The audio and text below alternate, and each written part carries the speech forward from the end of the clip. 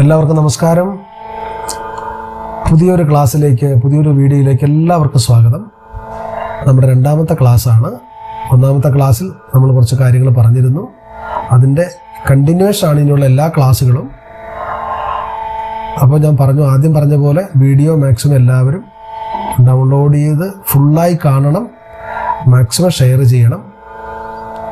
അപ്പോൾ രണ്ടാമത്തെ ക്ലാസ്സിൽ നമുക്ക് പറയാനുള്ളത്, ഒന്നാമത്തെ ക്ലാസ്സിൽ നമ്മൾ ജസ്റ്റ് ഒരു ഇൻട്രൊഡക്ഷൻ നമ്മളെക്കുറിച്ചൊന്ന് പറഞ്ഞു, ഒരു സപ്തസ്വരങ്ങളൊന്ന് ആരോഹണം അവരോഹണം പാടി, ശ്രുതിസ്വരങ്ങളെക്കുറിച്ച് ജസ്റ്റ് ഒന്ന് പറഞ്ഞു. അത് തന്നെ ഒന്നുകൂടി ഡീറ്റെയിൽ ആയിട്ട് പറയാം.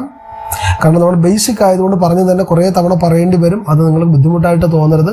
നിങ്ങൾക്ക് വേണ്ടിയാണ്, നിങ്ങൾക്കത് കുറച്ചുകൂടെ തറവാവാനും മനസ്സിലാവാൻ വേണ്ടിയാണ് നമ്മൾ ഒരേ കാര്യങ്ങൾ കൂടുതൽ തവണ പറയേണ്ടി വരുന്നത്. കാരണം നമ്മൾ ഓൺലൈൻ ക്ലാസ് ആയതുകൊണ്ട്, ഇത് നമ്മൾ ഓൺലൈൻ ഇങ്ങനെ നേരിട്ടല്ലല്ലോ. അപ്പോൾ ഇങ്ങനെ ഓൺലൈൻ ആയതുകൊണ്ട് ചില ലിമിറ്റേഷൻസ് ഉണ്ട്. അപ്പോൾ അത് കൂടുതൽ റിപ്പീറ്റ് ചെയ്യേണ്ടി വരുന്നത് നിങ്ങൾക്ക് എന്തെങ്കിലും സംശയങ്ങൾ ഉണ്ടാവരുതെന്ന് വിചാരിച്ചിട്ടാണ്. അപ്പോൾ നമ്മൾ പറഞ്ഞു, നമ്മൾ പഠിക്കുന്ന സംഗീതത്തിൻ്റെ പേര് കർണാടക സംഗീതം, കർണാട്ടിക് മ്യൂസിക്. അതിൻ്റെ ബേസിക് സ്വരങ്ങൾ, ബേസിക് നോട്ട്സ്, അടിസ്ഥാന സ്വരങ്ങൾ 7 സ്വരങ്ങൾ: സ, രി, ഗ, മ, പ, ധ, നി. അതിന് പറയുന്ന പേരാണ് സപ്തസ്വരങ്ങൾ. അത് നമ്മൾ ആരോഹണത്തിലും അവരോഹണത്തിലും കഴിഞ്ഞ ക്ലാസ്സിൽ പാടി. എങ്ങനെ?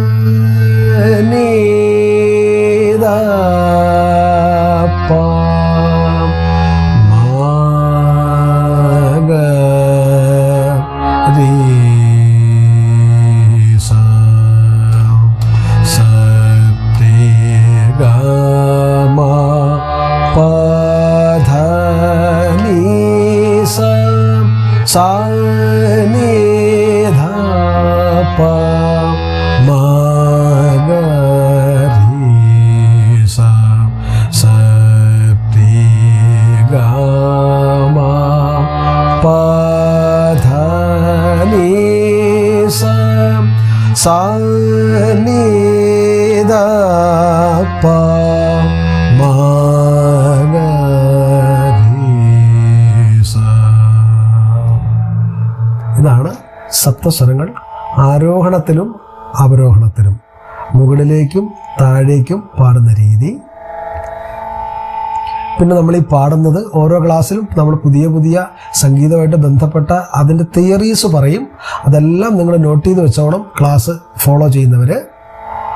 അപ്പോൾ അടുത്തത് നമ്മൾ പറയാൻ പോകുന്നത്, നമ്മൾ ഈ കർണാടക സംഗീതത്തിൻ്റെ അടിസ്ഥാന രാഗം നമ്മൾ തുടങ്ങുന്നത്, നമ്മൾ വരിശകൾ, ഈ സ്വരങ്ങൾ മുഴുവൻ പ്രാക്ടീസ് ചെയ്യുന്നത് മായാ മാളവ ഗൗള രാഗം എന്ന് പറഞ്ഞ രാഗത്തിലാണ്. അപ്പോൾ രാഗത്തിൻ്റെ പേര് മായാ മാളവ ഗൗളരാഗം. നമ്മളതിൻ്റെ അടിസ്ഥാന താളം ആദി താളം, ആദി താളം. അപ്പം കർണാടക സംഗീതത്തിൻ്റെ അടിസ്ഥാന രാഗം, നമ്മൾ തുടങ്ങുന്ന രാഗം ഏതാണെന്ന് ചോദിച്ചാൽ നമ്മളതിൻ്റെ ഉത്തരം മായാ മാളവ ഗൗള എന്നാണ്. അടിസ്ഥാന താളം ഏതാണെന്ന് ചോദിച്ചു കഴിഞ്ഞാൽ അതിൻ്റെ ഉത്തരം ആദി താളം എന്നാണ്. ഈ മായാമാളവ ഗൗള രാഗത്തിലാണ് നമ്മൾ ഇനി പഠിക്കാൻ പോകുന്ന എല്ലാ വരിസകൾ. കുറേ വരിസകളുണ്ട്. സപ്തസ്വരങ്ങൾ നമ്മൾ 4 സ്പീഡിൽ ആദ്യം പാടും. 1-ാം കാലം, 2-ാം കാലം, 3-ാം കാലം, 4-ാം കാലം. First speed, second speed, third speed, fourth speed. 4 സ്പീഡിലാണ് നമ്മൾ താളം അടിച്ച് പാടുക. 4 സ്പീഡിലാണ് നമ്മൾ താളം അടിച്ച് പാടുക. അപ്പം അതിനുശേഷം നമ്മൾ അതിനുമായിട്ട് അനുബന്ധമായി വരുന്ന കുറേ സ്വരങ്ങളുണ്ട് പ്രാക്ടീസ് ചെയ്യാനുള്ള. സരളി വരിസകൾ, മധ്യസ്ഥായി വരിസകൾ, ജണ്ട വരിസകൾ, താരസ്ഥായി വരിസകൾ, മന്ത്രസ്ഥായി വരിസകൾ, ധട്ട് വരിസകൾ, വക്രജണ്ട വരിസകൾ, അലങ്കാരങ്ങൾ. ഇതെല്ലാം നമ്മൾ പ്രാക്ടീസ് ചെയ്യുന്നത് ഈ മായാമാളവ് ഗൗള രാഗത്തിലും ആദി താളത്തിലുമായിരിക്കും. നമ്മൾ അലങ്കാരങ്ങൾ വരുമ്പോൾ മാത്രം താളം മാറും. അത് പിന്നെ താളത്തിൻ്റെ ഒരു എക്സർസൈസാണ് അലങ്കാരങ്ങൾ. ധാട്ട് വരിസകൾ വരെ നമ്മൾ ഇതേ ഒരേ രാഗത്തിലാണ് മുഴുവൻ നമ്മൾ പാടുക, ഇതേ താളത്തിലും. അപ്പം ഇതിൻ്റെ അടിസ്ഥാന രാഗം മായാമാളവ് ഗൗള രാഗമാണ്. അത് നല്ലതുപോലെ പ്രാക്ടീസ് ചെയ്യുക. ഓരോ രാഗവും ഓരോ രീതിയിലാണ്, ഓരോ ട്യൂണാണ്, ഓരോ തരത്തിലാണ് അതിൻ്റെ നോട്ട് കോമ്പിനേഷൻസ് വരിക. അപ്പം നമ്മൾ ആദ്യത്തെ നമ്മുടെ അടിസ്ഥാന രാഗം മായാമാളവ് ഗൗള രാഗം എങ്ങനെയാണോ പാടുന്നത് അത് നല്ലപോലെ കേട്ട് പ്രാക്ടീസ് ചെയ്യുക.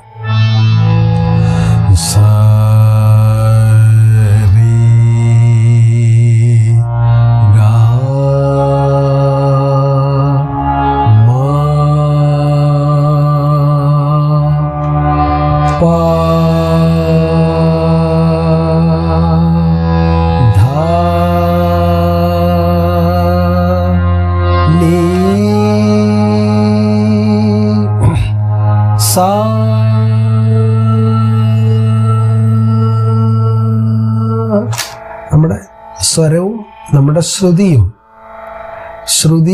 സ്വരവും നല്ലതുപോലെ ഇങ്ങനെ ലയിച്ച് നല്ലപോലെ മെർജ് ചെയ്ത് ഇങ്ങനെ നിൽക്കണം. സ്വരവും ശ്രുതിയും. താളം മാതാ ലയം പിത എന്നാണ് സംഗീതത്തിൻ്റെ ഡെഫിനിഷൻ തന്നെ.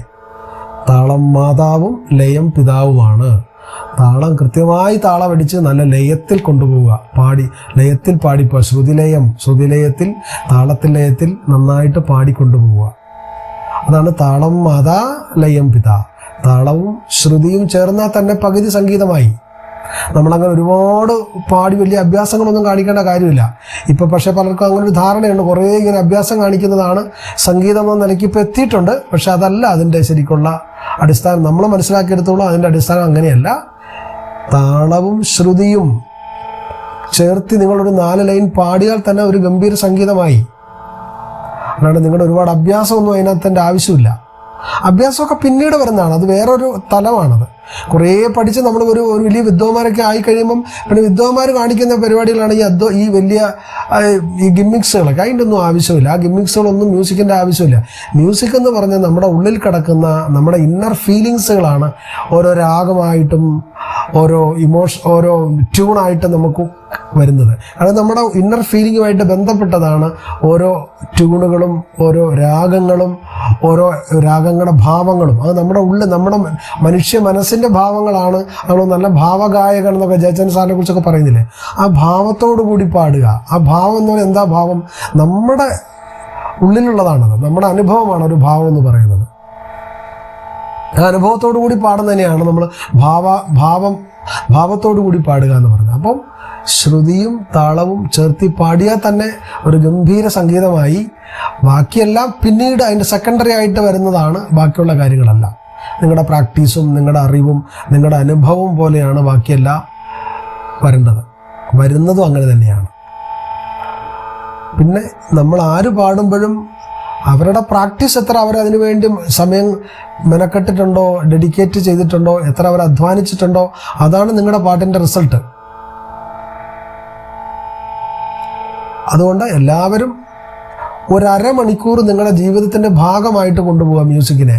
ഒരു ദിവസത്തിൽ 24 മണിക്കൂർ നമുക്കുണ്ട്. നമ്മൾ എന്തെല്ലാം കാര്യങ്ങൾ ചെയ്യുന്നു, എത്ര സമയം നമ്മൾ വെറുതെ കളയുന്നു. അതിൽ നിന്ന് ഒരമണിക്കൂർ തൽക്കാലം നിങ്ങൾ രാവിലെയോ വൈകുന്നേരമോ, കുട്ടികളാണെങ്കിൽ നിങ്ങളുടെ പഠനത്തിൻ്റെ ടൈം നോക്കിയിട്ട് രാവിലെയോ വൈകുന്നേരമോ, ജോലിയുള്ളവരോ അല്ലാത്തവരോ ആണെങ്കിൽ നിങ്ങളുടെ മറ്റു കാര്യങ്ങളെല്ലാം നോക്കിയിട്ട് രാവിലെയോ അല്ലെങ്കിൽ വൈകുന്നേരമോ അരമണിക്കൂർ നിങ്ങൾ ഈ ക്ലാസ്സിന് വേണ്ടി നിങ്ങൾ കൃത്യമായി ഇത് ഫോളോ അപ്പ് ചെയ്ത് ഒരു നോട്ടൊക്കെ പ്രിപ്പയർ ചെയ്ത് കൃത്യമായി ഫോളോ അപ്പ് ചെയ്ത് കഴിഞ്ഞാൽ നിങ്ങൾക്കതിൻ്റെ ഒരുപാട് ഗുണങ്ങൾ കിട്ടും. കാരണം ഇത് നമ്മൾ പുറത്ത് വലിയ വലിയ പൈസയ്ക്ക് നമ്മൾ നല്ല നല്ല ഫീസ് വാങ്ങിച്ചെടുക്കുന്ന ക്ലാസ്സുകളാണ്. ഞാൻ പറഞ്ഞല്ലോ, ഇത് പഠിക്കാൻ സാധിക്കാത്ത മനുഷ്യർക്ക് വേണ്ടി നമ്മളാൽ കഴിയുന്നൊരു നല്ലൊരു കാര്യം ചെയ്യുന്നു എന്നൊരു തോന്നലാണ് നമ്മളിത് ചെയ്യുന്നത്. അപ്പോൾ നിങ്ങളെല്ലാവരും അതുപോലെ തന്നെ നിങ്ങളത് മാക്സിമം പഠിക്കാനും അതൊന്ന് മാക്സിമം ആൾക്കാരിലേക്ക് എത്തിക്കാനും നിങ്ങൾ ശ്രമിക്കണം. ഓക്കെ, അപ്പം നമ്മൾ ഒന്ന് വീണ്ടും പറഞ്ഞതുകൂടെ പറയാം. കർണാടക സംഗീതം അടിസ്ഥാന സ്വരങ്ങൾ 7 അതിന് പറയുന്ന പേര് സപ്തസ്വരങ്ങൾ. ആരോഹണം എന്ന് പറഞ്ഞാൽ അവരോഹണം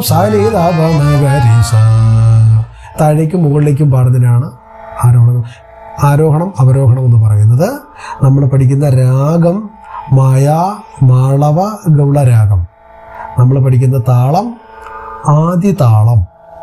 അപ്പോൾ ആദ്യം നമ്മൾ ഈ സപ്തസ്വരങ്ങൾ നല്ല വൃത്തിയായിട്ട് ആ ട്യൂണ് തെറ്റാതെ സ്വരസ്ഥാനങ്ങൾ തെറ്റാതെ പാടിയാൽ മാത്രമാണ് നമുക്ക് ഇത് താളത്തിൻ്റെ കൂടെ പാടാൻ പറ്റുള്ളൂ. ആദിതാളം എന്ന് പറയുന്നത് നമ്മുടെ അടിസ്ഥാന താളമാണ്. ഏറ്റവും കൂടുതൽ കീർത്തനങ്ങളും ഏറ്റവും കൂടുതൽ കൃതികളും ഏറ്റവും കൂടുതൽ പാട്ടുകളും ഉണ്ടായിട്ടുള്ളത് ഈ ആദിതാളത്തിലാണ്. അതുകൊണ്ട് തന്നെ നമ്മുടെ അടിസ്ഥാന താളവും ആദിതാളമാണ്. അപ്പം അത് 8 ബീറ്റുള്ള ഒരു താളമാണ്. 1 2 3 4 5 6 7 8 അങ്ങനെ 8 ബീറ്റ് വരുന്ന ഒരു താളമാണ് ആദിതാളം. അതൊന്ന് അടിക്കുന്ന മെത്തേഡ് ഞാനൊന്ന് കാണിച്ചു തരാം. എല്ലാവരും വലത്തെ കൈ ഇങ്ങനെ നിവർത്തി പിടിച്ച് വലത്തെ കാലിൽ കുറച്ച് കോൾഡ് പ്രശ്നമായിട്ട് ഇരിക്കുകയാണ്, അതുകൊണ്ടാണ്, ക്ഷമിക്കണം. വലത്തെ കൈ നിവർത്തി പിടിച്ച് നമ്മുടെ ചമ്മറം മടഞ്ഞിരുന്ന് താഴെ ഇരുന്ന് ചമ്മറം മടഞ്ഞിരുന്നാണ് സത്യം നമ്മൾ പ്രാക്ടീസ് ചെയ്യുകയും പാടുകയും ചെയ്യേണ്ടത് കർണാടക സംഗീതം. അപ്പോൾ വലത്തെ കൈ ഇങ്ങനെ നിവർത്തി പിടിച്ച് വലത്തെ കാലിൻ്റെ തൊടയിലാണ് നമ്മൾ താളമടിക്കുക. മനസ്സിലായോ? ഇപ്പം നിങ്ങൾക്ക് കാണാൻ വേണ്ടി ഞാൻ എൻ്റെ കയ്യിൽ താളമടിച്ച് കാണിക്കാം. നിങ്ങൾ ഈ വലത്തെ കൈ വൃത്തിയായിട്ട് ഇങ്ങനെ പിടിച്ചിട്ട് വലത്തെ കാലിൻ്റെ തൊടയിൽ താളമടിക്കണം. ആദ്യം അടിക്കുന്നത് beat, first finger, second finger, third finger. First finger നമ്മുടെ ചെറിയ ഫിംഗറാണ്. ഇപ്പോൾ നമ്മൾ കീബോർഡ് വായിക്കുമ്പോഴും ഹാർമോണിയം വായിക്കുമ്പോഴും നമ്മുടെ ഫസ്റ്റ് ഫിംഗർ ഇതാണ് വരിക. പക്ഷെ താളം അടിക്കുമ്പോൾ നമ്മുടെ ഏറ്റവും ചെറിയ ഫിംഗർ ഇതാണ് നമ്മുടെ ഫസ്റ്റ് ഫിംഗർ വരിക.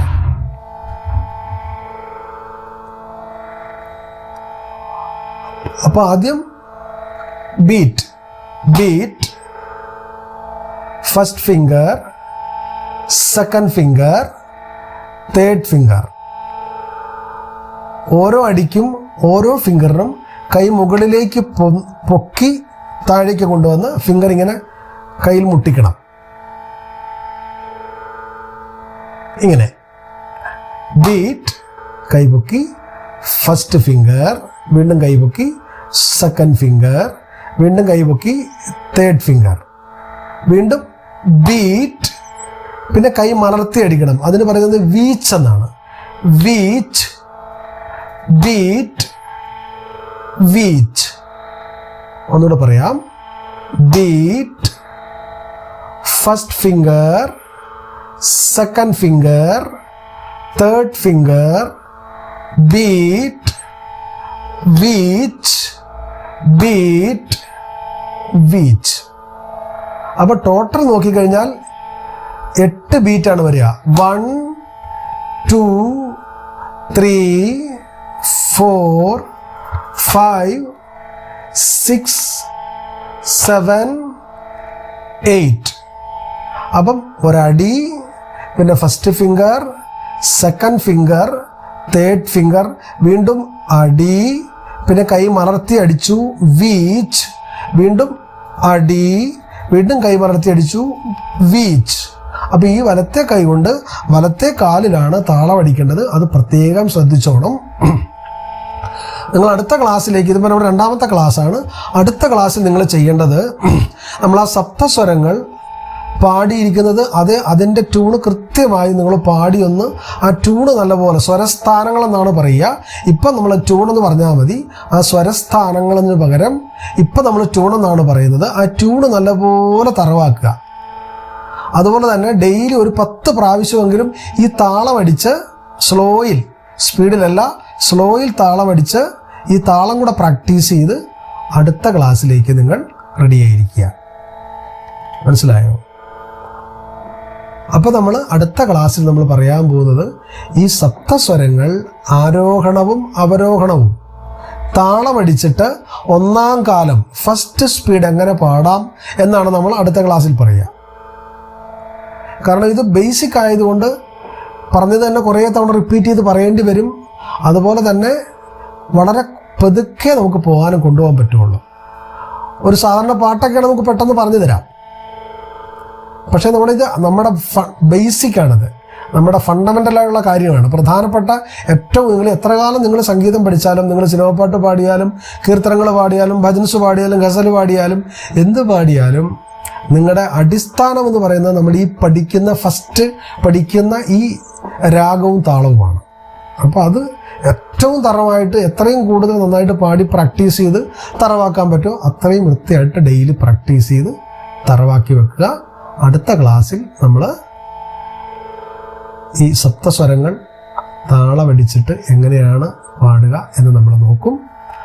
എല്ലാവരും മാക്സിമം പ്രാക്ടീസ് ചെയ്യാൻ നോക്കുക. വീഡിയോ പറ്റുന്ന ആൾക്കാരിലേക്ക് മാക്സിമം ഷെയർ ചെയ്ത് സപ്പോർട്ട് ചെയ്യണം.